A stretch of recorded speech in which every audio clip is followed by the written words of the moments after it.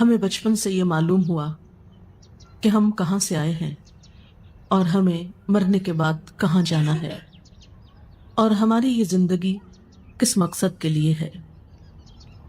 اللہ سبحانہ وتعالی قرآن پاک میں فرماتے ہیں، خلق الموت والحیات لیبلوکم ایکم احسن عملا، کہ اس نے موت اور زندگی کو بنایا کہ تمہیں آزما کر دیکھے تم میں اچھے کام کون کرتا ہے۔ ہم میں سے ہر ایک کے لیے یہ زندگی ایک امتحان ہے۔ ہم سب سے یہ دیکھا جا رہا ہے کہ ہم کیسے عمل کرتے ہیں۔ پھر ہماری زندگی کے اختتام پر ہم سب کو موت سے واسطہ پڑنے والا ہے، اور ہم سب یہ بات بھی اچھی طرح جانتے ہیں کہ ہماری زندگی میں وہ دن بھی آنے والا ہے جب ہم سب کو اللہ کے حضور حاضر ہونا ہے۔ وہاں ہمارے اچھے اور برے اعمال کی جانچ پرکھ ہونی ہے۔ وہاں ہم سے نعمتوں کے بارے میں سوال کیا جانے والا ہے۔ لہذا ہم میں سے ہر ایک کو ان حقائق کے بارے میں اچھی طرح معلوم ہونا چاہیے۔ آج کی اس شام جس موضوع پر ہم گفتگو کرنے والے ہیں وہ ہے موت کے بعد کیا ہوتا ہے، اور پھر موت کے بعد کیا چیز ہمیں فائدہ دیتی ہے۔ تو گویا آج کی گفتگو دو حصوں پر مشتمل ہے۔ ایک تو بذات خود موت اور اس کے بعد ہونے والے مرحلوں سے متعلق ہے، اور دوسری کہ مرنے کے بعد پھر وہ کون سی چیزیں ہیں جن سے ہم سب کو فائدہ پہنچ سکتا ہے۔ موت کے بارے میں گفتگو کرنا کوئی بہت خوشگوار بات نہیں، لیکن ہم سب جانتے ہیں کہ یہ ایک بہت بڑی حقیقت ہے جس سے کوئی بھی فرار حاصل کر نہیں سکتا۔ یہ ایک ایسا تلخ پیالہ ہے جو ہم میں سے ہر ایک کو پینا ہے۔ اس لیے عقل مند ہے وہ شخص جو آنے والے وقت سے پہلے اس کے لیے تیاری کر لے اور اچھی طرح جان لے کہ اس پر کیسی کیسی کیفیات گزرنے والی ہیں۔ قرآن پاک میں اللہ سبحانہ وتعالیٰ فرماتے ہیں، کل نفس ذائقۃ الموت، ہر شخص کو موت کا مزہ چکھنا ہے، اور یہ بات 3 بار فرمائی گئی ہے۔ موت کیا ہے؟ موت زندگی کا اپوزٹ ہے، زندگی کا جوڑا ہے۔ ہر چیز اپنے جوڑے کے ساتھ مکمل ہوتی ہے، اسی طرح زندگی کا تصور اس وقت تک ادھورا رہتا ہے جب تک کہ موت کا ذکر نہ ہو۔ انسانی تخلیق کے بارے میں اللہ سبحانہ وتعالیٰ نے فرمایا، وَكُنْتُمْ أَمْوَاتًا فَأَحْيَاكُمْ ثُمَّ يُمِيتُكُمْ ثُمَّ يُحْيِيكُمْ ثُمَّ إِلَيْهِ تُرْجَعُونَ، تم مردہ تھے، پھر اس نے تم کو زندہ کیا، پھر وہ تم کو موت دے گا، پھر وہ تم کو زندہ کرے گا، پھر تم اس کی طرف لوٹائے جاؤ گے، پھر تم اسی کی طرف جمع کیے جاؤ گے۔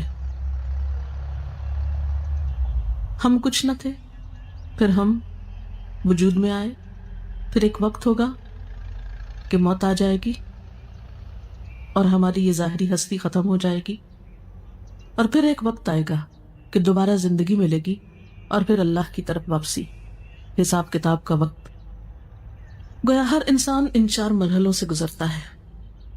پہلا مرحلہ کچھ نہ تھے، اس مرحلے میں ہماری روح موجود تھی، کیونکہ اللہ تعالیٰ نے تمام روحوں کو حضرت آدم علیہ السلام کی پیدائش کے بعد پیدا کر لیا تھا، لیکن دنیا میں آنے تک وہ سب ایک انتظار گاہ میں ہوتی ہیں۔ اس میں روح ایک الگ وجود رکھتی ہے مگر جسم نہیں ہوتا۔ یہ کیفیت بھی موت سے ملتی جلتی ہے، جب روح تنہا ہوتی ہے۔ پھر زندگی جب ملتی ہے تو روح کو جسم مل جاتا ہے، پھر جب موت آتی ہے تو روح جسم سے جدا کر دی جاتی ہے، پھر جب دوبارہ زندگی ملے گی تو جسم اور روح پھر آپس میں مل جائیں گے۔ تو گویا دوسرے لفظوں میں موت نام ہے جسم اور روح کی جدائی کا، اور زندگی نام ہے دونوں کے ملاپ کا۔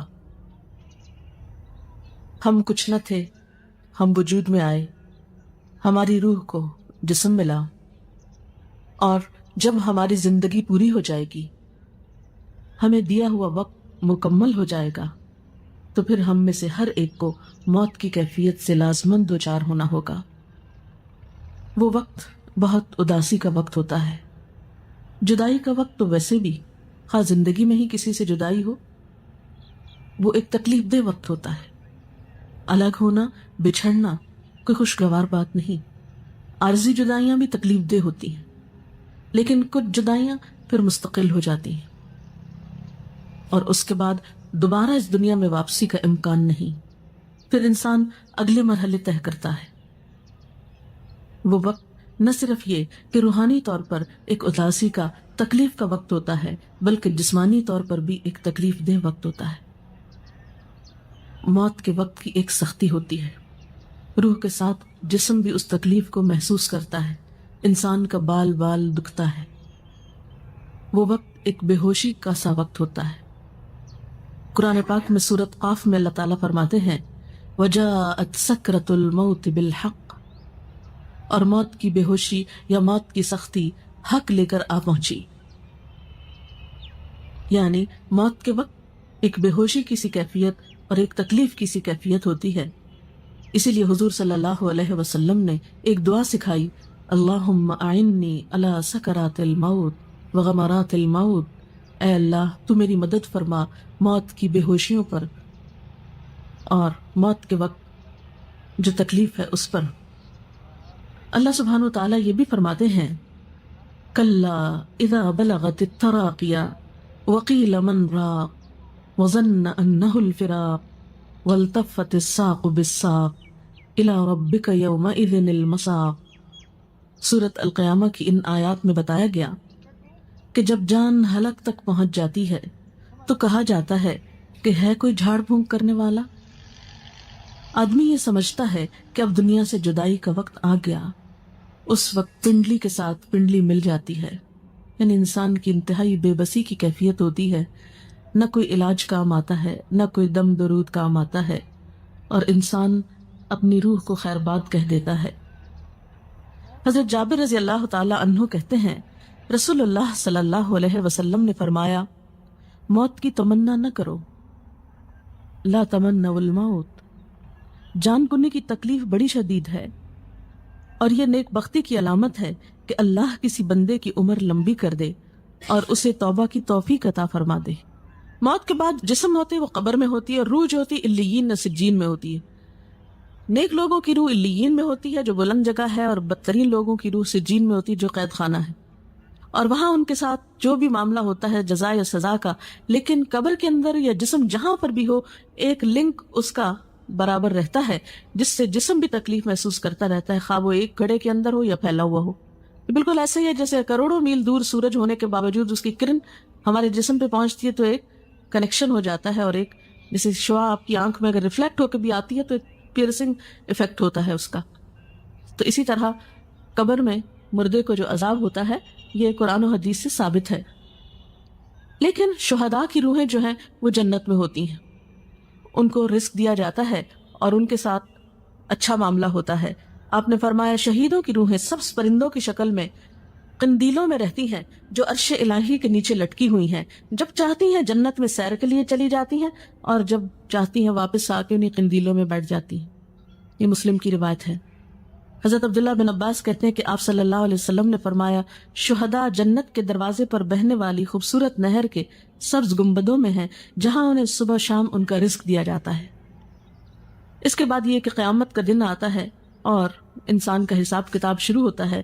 میں اس کی تفصیلات میں نہیں جاؤں گی، میں اپنے لیکچر کا دوسرا اہم ترین حصہ کہ مردے کے لیے پھر ہمیں کیا کرنا چاہیے وہ تو پہنچ گیا جہاں اس کو پہنچنا تھا۔ ان احادیث کی روشنی میں اور قرآنی آیات کی روشنی میں زیادہ بڑا فرق جو ہے وہ مسلم اور کافر کا ہے، اور ایک چیز بیچ میں منافق کی بھی آتی، ابر اعمال کی بھی آتی۔ بہرحال قیامت کے دن انسان کی شکلوں صورتوں کو، اس کے مال کو، پراپرٹی کو، جائیداد کو، اس کی ذہانت اور اس کی ڈگریوں کو، سرٹیفکیٹس کو نہیں دیکھا جائے گا، اس کی نیت دیکھی جائے گی، اس کا اخلاق اور اس کے اعمال اور اس کا کردار دیکھا جائے گا کہ اس نے اللہ تعالیٰ کی پسند کے کتنے کام کیے۔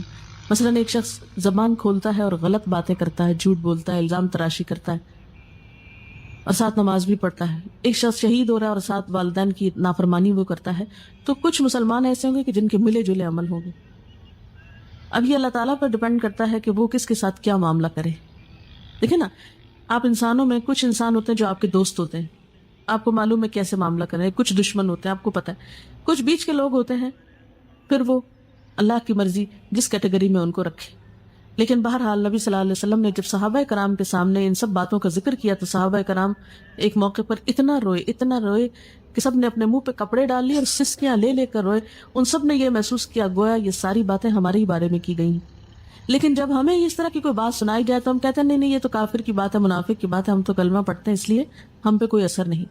لیکن ٹھیک ہے ہم کلمہ پڑھتے ہیں، لیکن یہ بھی دیکھنا چاہیے کہ کلمے کی تصدیق کتنی کرتے ہیں، اس کو سچا کتنا مانتے ہیں، اور اللہ تعالیٰ کو بڑا کتنا مانتے ہیں، اس کی اطاعت کتنی کرتے ہیں. یہ بات بھی ہم سب کو سوچنے کی ہے. بات یہ ہے کہ عمل سے ہی انسان کی زندگی بنتی ہے، اور اللہ تعالیٰ بھی انسان کے عمل کو دیکھتا ہے. اس لیے ہم سب کو یہ دیکھنا چاہیے کہ ہم نے اپنی آخرت کے لیے کیا تیار کر رکھا ہے. جیسے کہ قرآن پاک میں آتا ہے وَلْتَنْظُرْ نَفْسٌ مَّا قَدَّمَتْ لِغَدٍ، چاہیے کہ ہر شخص دیکھے اس نے اپنے کل کے لیے کیا تیاری کی ہے. سورۃ یاسین میں بھی اللہ سبحانہ وتعالیٰ فرماتے ہیں اِنَّا نَحْنُ نُحْيِي الْمَوْتَى وَنَكْتُبُ مَا قَدَّمُوا وَآثَارَهُمْ وَكُلَّ شَيْءٍ أَحْصَيْنَاهُ فِي إِمَامٍ مُّبِينٍ، کہ یقیناً ہم مردوں کو زندہ کریں گے اور ہم لکھ رہے ہیں جو کچھ وہ آگے بھیجتے ہیں اور جو اپنے آثار چھوڑ رہے ہیں، اور ہر چیز کو ہم نے ایک کھلی کتاب میں لکھ رکھا ہے. تو گویا ہر انسان کا نامہ اعمال دو چیزوں پر مشتمل ہے. ایک وہ جو اپنی زندگی میں کام کرتا ہے اچھے یا برے، دوسرے وہ جو اس کے بعد اس کے نام پر یا اس کو دیکھ کر لوگ کرتے ہیں. مثلاً اس کے جتنے بھی آثار ہیں، آثار سے مراد نشانیاں ہوتی ہیں، اثر کی جمع ہے. بچے اس کی نشانیاں ہیں، یا اس کا علم اس کی ایک نشانی یا علامت ہے، یا اور اس کے کچھ اچھے اعمال. ایسے اعمال کا اس کو بعد میں بھی بونس ملتا رہتا ہے، اجر ملتا رہتا ہے، لیکن نئے عمل کرنے کا وقت ختم ہو جاتا ہے. اس لیے ہم دیکھتے ہیں کہ نبی صلی اللہ علیہ وسلم نے فرمایا مرنے کے بعد انسان کے اعمال کا سلسلہ منقطع ہو جاتا ہے سوائے تین چیزوں کے جن کا ثواب میت کو پہنچتا رہتا ہے. نمبر 1 صدقہ جاریہ کرنا، نمبر 2 لوگوں کو فائدہ دینے والا علم، نمبر 3 نیک اولاد جو میت کے لیے دعا کرتی ہے. تو گویا انسان کے آثار میں تین چیزیں ہیں. ایک تو یہ کہ زندگی میں انسان ایسی جگہ اپنے ہاتھ سے پیسہ لگا جائے کہ جس سے لوگوں کو فائدہ پہنچے، سے کوئی کنواں کھدوا دیا، یا کوئی اسکول بنوایا، کوئی ہاسپٹل بنوایا، یا کوئی اور اچھا کام کیا. دوسرا یہ کہ کسی کو کوئی تعلیم دے جائے، کچھ سکھا جائے، کوئی اچھی بات بتا جائے اور وہ اس پر عمل کرے. اور تیسری یہ کہ نیک اولاد جو اچھی تربیت والدین کرتے ہیں تو اس پر جو کچھ وہ نیک اولاد کام کرے گی وہ والدین کے لیے اجر و ثواب کا باعث ہوگی. حضرت انس کہتے ہیں کہ میں نے نبی صلی اللہ علیہ وسلم سے سنا، آپ فرماتے ہیں دوست 3 قسم کے ہوتے ہیں، یعنی فرینڈز کی 3 قسمیں. ایک دوست تم سے کہتا ہے میں تمہارے ساتھ رہوں گا یہاں تک کہ تم قبر میں پہنچ جاؤ. ایسا آدمی جب قبر میں پہنچتا ہے تو وہ دوست اس کا ساتھ چھوڑ دیتا ہے. دوسرا دوست وہ تم سے کہتا ہے تمہارا بس اتنا حصہ ہے جتنا تم نے غریبوں کو دیا، اور جو کچھ تم نے نہیں دیا اپنے پاس رکھا وہ تمہارا نہیں. اس دوست کا نام مال ہے. یعنی ایک انسانی دوست ہے جو زندگی میں ساتھ دیتا ہے، مرنے پہ ساتھ چھوڑ جاتا ہے. دوسرا مال ہے جو اگر تو اچھے کاموں میں لگا دیا جائے، دوسروں پہ خرچ کیا جائے تو بعد میں بھی کام آئے گا، اور اگر صرف اپنی ذات پر خرچ کر دیا اور اپنی خواہشات کے پورا کرنے پر تو اس سے کیا ہوگا، وہ بعد میں کام نہیں آئے گا. اور تیسرا دوست تم سے کہتا ہے کہ میں تمہارے ساتھ رہوں گا اس جگہ بھی جہاں تم داخل ہوگے، اس جگہ بھی جہاں سے تم نکل کر جاؤ گے، یعنی قبر. اس کا نام عمل ہے. آدمی حیران ہو کر عمل سے کہے گا بخدا ان تینوں طرح کے دوستوں میں سے تم کو میں حقیر اور معمولی چیز سمجھتا تھا، اور یہ میری بھول تھی. میں نے رشتہ داروں کے لیے، دوستوں کے لیے سب کچھ کیا، کوئی کام نہیں آیا، صرف عمل ہی ساتھ رہا. تو گویا ایک دوست انسان ہے، دوسرا مال ہے، اور تیسرا عمل ہے. انسان انسانی دوستوں کو بہت اہمیت دیتا ہے، مال کو بھی بہت چاہتا ہے، لیکن کام کرنا پسند نہیں کرتا جبکہ ساتھ اسی کو دینا ہے. حضرت ابو ہریرہ سے روایت ہے نبی صلی اللہ علیہ وسلم نے فرمایا بے شک مومن کے ان کاموں اور نیکیوں میں سے جن کا ثواب اسے مرنے کے بعد بھی پہنچتا رہے گا یہ چیزیں ہیں. یعنی اپنی زندگی میں انسان ایسے کام کر جائے جس کا اجر و ثواب اس کو مرنے کے بعد ملے. تو آپ صلی اللہ علیہ وسلم نے اب وہ کام بتائے ہیں. اب یہ حدیث ہم سب کے لیے کہ وہ کون سے کام ہیں جو آج ہم کریں تو ہمیں قبر میں بھی اس کا پروفٹ ملتا رہے گا، اس کا فائدہ ملتا رہے گا، کیونکہ عمل ہی ساتھ جائے گا نا. تو وہ کون سے ہیں؟ نمبر 1 وہ علم جس کو اس نے سیکھ کر پھیلایا، یعنی خود بھی سیکھا اور دوسروں کو بھی سکھایا یا پھیلایا. نمبر 2 نیک اولاد جو اپنے بعد چھوڑ گیا، کیونکہ وہ بھی جو کچھ کرے گی انسان کی کوشش ہوتی ہے نا اس میں شامل. کیونکہ اولاد کو سکھاتا ہے انسان طالب علموں کی طرح تربیت کرتا ہے، تو جو وہ کرے گا وہ بھی ثواب ملے گا اس. نمبر 3، قرآن مجید جس کا وہ دوسرے کو وارث بنا گیا، یعنی اس کے اپنا تھا جس سے پڑھتا تھا کرتا تھا، پھر وہ کسی کو دے گیا اور کوئی اور اس کو پڑھ رہا ہے. نمبر 4، مسجد جو وہ تعمیر کر گیا. نمبر 5، مسافروں کے ٹھہرنے کے لیے گھر بنا گیا. یہ کوئی ہاسٹل بھی ہو سکتا ہے، کوئی مسافر خانہ سرائے، کچھ بھی ہو سکتا ہے.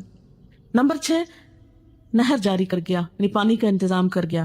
نمبر 7، صدقہ خیرات جو وہ اپنے مال میں سے اپنی تندرستی اور زندگی کی حالت میں نکال کے گیا، یعنی کہ مرتے وقت یہ فلاں کو دے دو فلاں کو، وہ تو پھر ہو گیا اوروں کا. ان چیزوں کا اس کو مرنے کے بعد بھی ثواب پہنچتا رہے گا. یعنی یہ وہ اعمال ہیں کہ جو مرنے کے بعد بھی انسان کے کام آتے ہیں. حضرت ابو ہریرہ سے روایت ہے، سعد بن عبادہ کی والدہ فوت ہو گئی تو سعد نے کہا، اے اللہ کے رسول صلی اللہ علیہ وسلم، میری ماں فوت ہو گئی ہے، کیا میں اس کی طرف سے خیرات کر سکتا ہوں؟ آپ نے فرمایا ہاں. عرض کی کون سی خیرات بہتر رہے گی؟ فرمایا پانی پینے کا انتظام، یعنی دوسروں کو پانی پلانے کا انتظام کرو. تو مرنے والے کے لیے یہ نیکی بھی باعث ثواب ہے، خواہ انسان اپنی زندگی میں خود کر جائے یا اس کے بعد اس کی اولاد کرے یا وارث کرے. پھر علم کے بارے میں آپ صلی اللہ علیہ وسلم نے فرمایا، بے علموں کو علم سکھانا صدقہ ہے. حصول علم کے راستے پہ چلنے والے کے لیے اللہ تعالیٰ جنت کا راستہ آسان کر دیتے ہیں. یعنی علم جو ہے انسان کے لیے بہترین صدقہ جاریہ ہے. انسان اگر سیکھتا ہے، سکھاتا ہے، کوئی کتاب لکھتا ہے، کوئی مضمون لکھتا ہے، کوئی کسی کو تعلیم دیتا ہے، کسی طالب علم کو فیس دیتا ہے، کوئی اسکول بنوا دیتا ہے، کوئی مدرسہ بنواتا ہے، کچھ بھی جو علم کی ایکٹیویٹی یا ترقی کے لیے، اور آج کا دور جیسے کمپیوٹر اور انٹرنیٹ کا دور ہے یا اور وسائل، تو کوئی بھی ایسا آلہ یا چیز خریدنا یا تیار کرنا یا ایجاد کرنا، وہ سب اس میں شامل ہے جس سے خیر کی بات عام ہو سکے. پھر نیک اولاد، یعنی انسان کی زندگی میں بہت چانس ہے کہ اپنے بچوں کی، اور خصوصاً آپ مائیں ہیں جن کے پاس بچوں کو وقت زیادہ ملتا ہے رہنے کا، ان کی اچھی تربیت کرے. آپ نے فرمایا سب سے پاکیزہ کھانا جو تم کھاتے ہو اپنے ہاتھ کی کمائی سے ہے، اور تمہاری اولاد بھی تمہاری کمائی میں شامل ہے. یعنی گویا اولاد کو قرآن و سنت کا علم دینا، اچھی تمیز، اخلاق، ادب سکھانا جو ہے اجر و ثواب کا باعث ہے. ایک اور چیز جو میت کو فائدہ دیتی ہے وہ دعا ہے. ایک مسلمان جب اپنے بھائی کی عدم موجودگی میں دعا کرتا ہے تو وہ قبول ہوتی ہے، اور اس آدمی کے پاس ایک نگران فرشتہ ہوتا ہے جو کہتا ہے کہ جو دعا تم اپنے بھائی کے لیے کر رہے ہو وہی تم کو بھی ملے.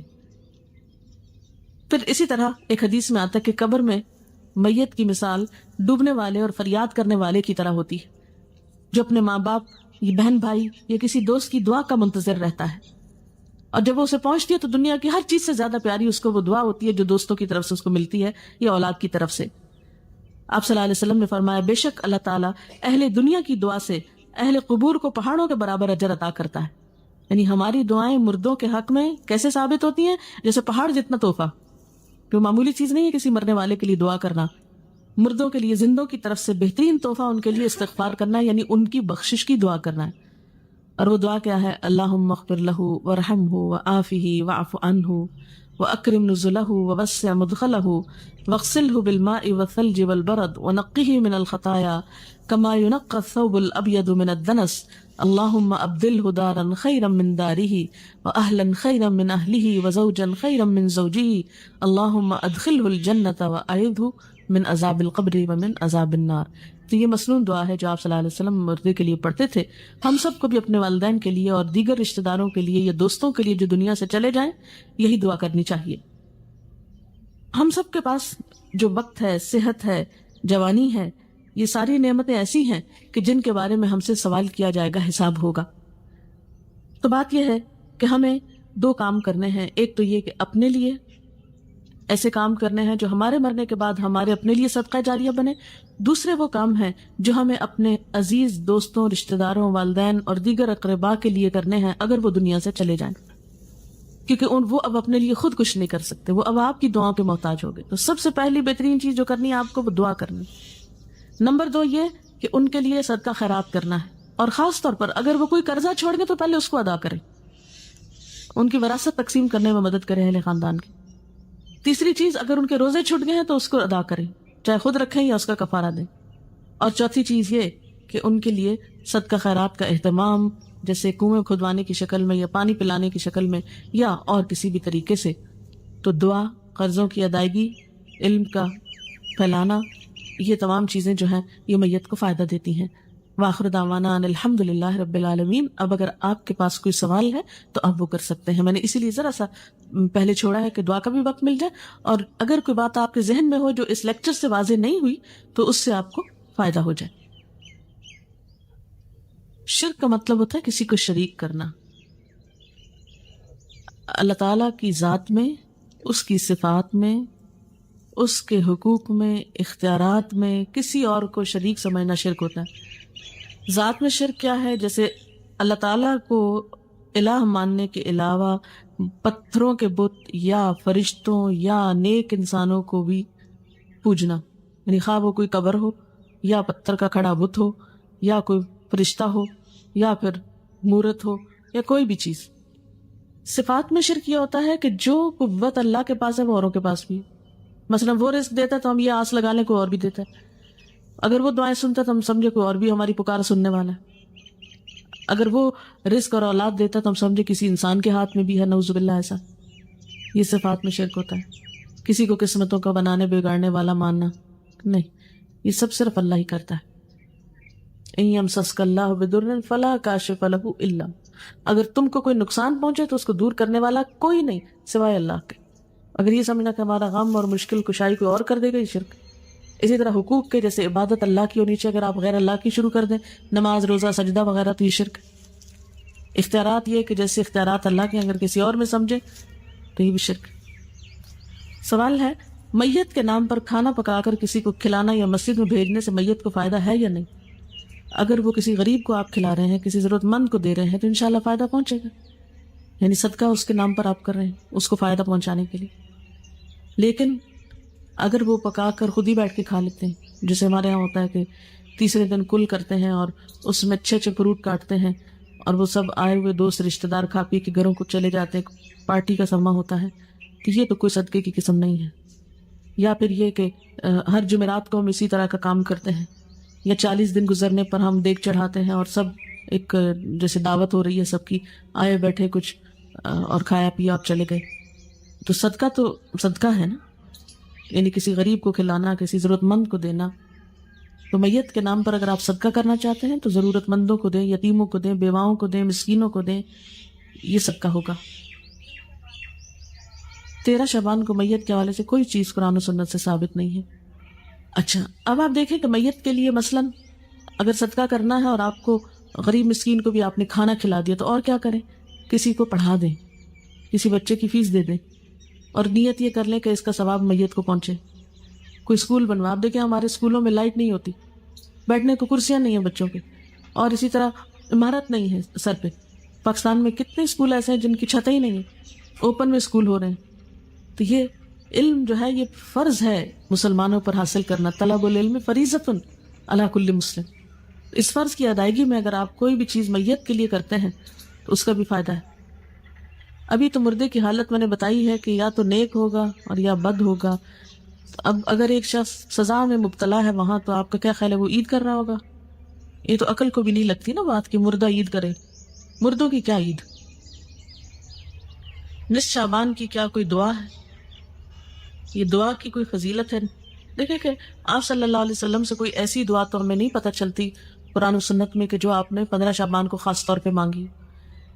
دیکھیے کہ اسلام میں عبادت کا جو تصور ہے وہ یہ ہے کہ بندہ ہر لمحہ اپنے رب کو یاد کرے. یہ ہے عبادت کی روح. یہ نہیں کہ آپ سال بھر بھولے رہیں اور ایک دن بس جلدی سے جا کے ہاتھ لگائیں, یاد کر لیں, پھر آ کے واپس بھول جائیں. کرسچنس کے اندر تو یہ ہے کہ سنڈے کے سنڈے آپ جا کے خدا کو یاد کر لیں اور باقی دن جو ہے وہ اپنی مرضی کے گزارے. اسلام میں کیا ہے؟ فاذکرونی اذکرکم, مجھے یاد کرو میں تم کو یاد کروں گا. نبی صلی اللہ علیہ وسلم کا طریقہ کیا ہوتا تھا؟ کان یذکر اللہ فی کل احیان, آپ اللہ کو ہر لمحہ یاد کیا کرتے تھے. الذین یذکرون اللہ قیاما وقعودا وعلی جنوبہم, وہ لوگ جو اللہ کا ذکر کرتے رہتے ہیں کھڑے اور بیٹھے اور لیٹے. یہ ہے عبادت کا تصور. جیسے نمازیں, دن میں 5 نمازیں فرض ہیں, اس کی پابندی لازم ہے. اس کو نہ پڑھنے پہ سخت پکڑ ہے. قیامت کے دن پہلا سوال نماز کے بارے میں ہوگا. پھر اس کے بعد سال میں روزے فرض ہیں, وہ اگر رمضان کے بغیر آپ رکھیں گے تو اس کو کوئی فائدہ نہیں, وہ نفل شمار ہوگی. ایک روزہ رمضان کا بغیر کسی وجہ کے چھوڑ دینا اس کے بدلے میں زندگی بھر روزے رکھے تو وہ اجر نہیں ملتا. نہیں پوری زندگی آپ روزے رکھیں نا اور ایک چھوڑ دیں رمضان کا روزہ تو وہ برابر نہیں ہو سکتا اجر. پھر حج فرض ہے صاحب استطاعت لوگوں پر, اور حج کے لیے دن مقرر ہے, مہینہ مقرر ہے, وقت اور جگہ مقرر ہے. اگر اس پہ آپ نہیں پہنچے تو آپ کا حج نہیں ہوا. عیدوں کا دن مقرر ہے. زکوٰۃ کے لیے کہ جب آپ کا سال پورا ہو, سال میں کسی بھی وقت جب آپ کا ٹائم پورا آپ دے دیں. یہ تو ہے مقرر دن, مقرر وقت, مقرر جگہ, مقرر طریقے. باقی کیا ہے؟ ہر وقت اللہ کو یاد کرو, ذکر کرو, توبہ استغفار کرو, تسبیح کرو, صدقہ خیرات کرو, کچھ بھی کرو. لیکن ہم نے کیا کیا ہے کہ کچھ مخصوص دنوں کو بس خاص کر لیا عبادت کے لیے اور باقی زندگی اپنی مرضی کے لیے. یہ طریقہ کار درست نہیں ہے. اس میں پھر خاص طور پر جو چیزیں بہت زیادہ زور پکڑ رہی ہیں وہ رجب کی 27 تاریخ کو عبادت کر لینا یا 15 شعبان کو کر لینا. حالانکہ حضور صلی اللہ علیہ وسلم شعبان میں اتنی کثرت سے روزے رکھتے تھے کہ اور کسی مہینے میں رمضان کے علاوہ نہیں. آپ کہتے تھے کہ اس مہینے میں اعمال اللہ کے حضور پیش کیے جاتے ہیں, کہ میرا جی چاہتا ہے کہ جب میرے عمل اللہ کے حضور پیش کیے جائیں تو میں روزے سے ہوں. اتنا اجر و ثواب ہے اس مہینے میں روزے رکھنے. لیکن ہم لوگوں نے باقی تو نفلی روزے بھول کے صرف ایک 15 کا روزہ رکھ لیتے ہیں. حالانکہ آپ نے صرف ایک دن مخصوص نہیں کیا اس کے لیے. ہاں 15 کے بعد روزے رکھنے سے منع کیا ہم کو تاکہ اگلے رمضان کے اوپر اثر نہ پڑے. باقی اس مہینے میں صدقہ خیرات کریں, ذکر اذکار کریں, نمازیں پڑھیں, جو بھی کریں اچھے کام وہ آپ کو فائدہ دیں گے. لیکن صرف مخصوص اوقات میں مخصوص طریقے کی مخصوص نماز پڑھ کے فارغ ہو جانا اور پھر فرائض کی بھی پابندی نہ کرنا, یہ بات درست نہیں. عورتوں کے قبرستان جانے کے بارے میں یہ کہ پسندیدہ نہیں ہے. کبھی ایک آدھ بار چلا جائے انسان عبرت کے لیے تو اور بات ہے. جیسے حضرت عائشہ سے روایت ہے ایک دفعہ وہ گئی تھی اپنے بھائی کی قبر پر, یا یہ کہ آپ لوگ کہیں بازار سے گزر رہے ہوتے ہیں تو راستے میں قبرستان ہے اور گاڑی گزر رہی تو آپ بھی دعا پڑھ لیں. لیکن اسپیشلی قبرستان کے اندر جا کے کسی قبر کے پاس بیٹھ رہنا اور عورتوں کا کثرت سے جانا, اس کو ناپسند کیا گیا. کوئی شخص مر گیا, اس کے نام پر کھانا پکانا اور فاتحہ پڑھنا کیا درست ہے؟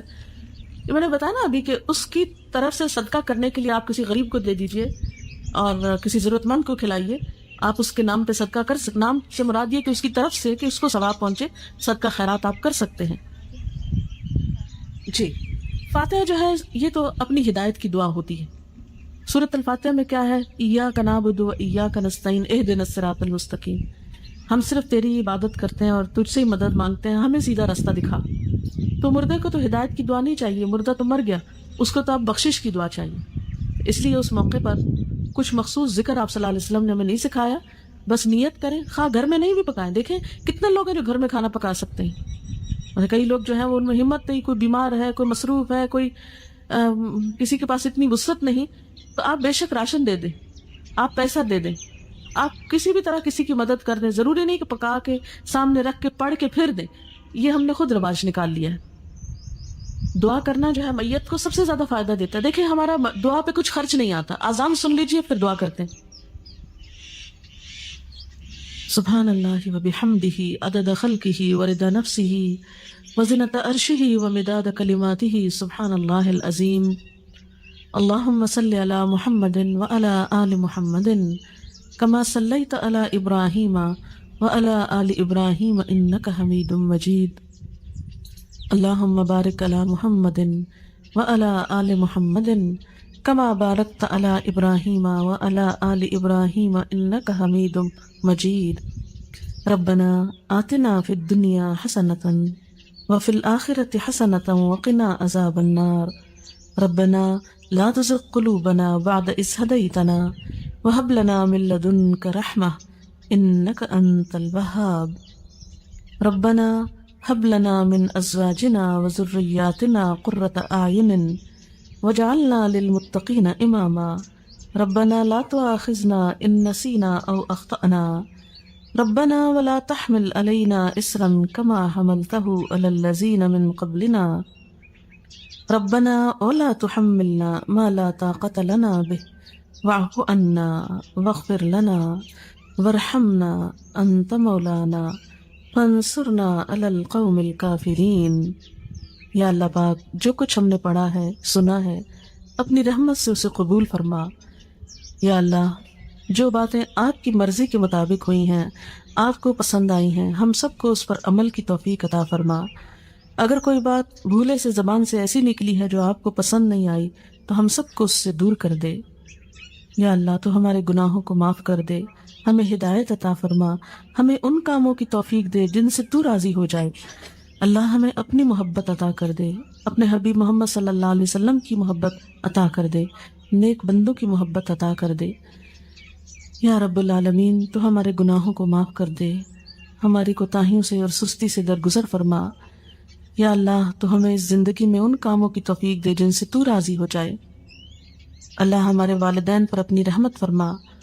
یا رب العالمین ریحانہ رخسانہ کی والدہ پر اپنی رحمت فرما، ان کے درجات بلند فرما، ان کو اپنی عافیت میں رکھ، ان کو جنت الفردوس کے اعلیٰ مقام میں جگہ عطا فرما، انہیں آخرت کی بہترین بھلائیاں نصیب فرما، ان کی اولاد کو ان کے لیے صدقہ جاریہ بنا، انہیں بہترین نیک اعمال کی توفیق دے جو ان کی والدہ کے لیے بہترین اجر کا سبب ہوں۔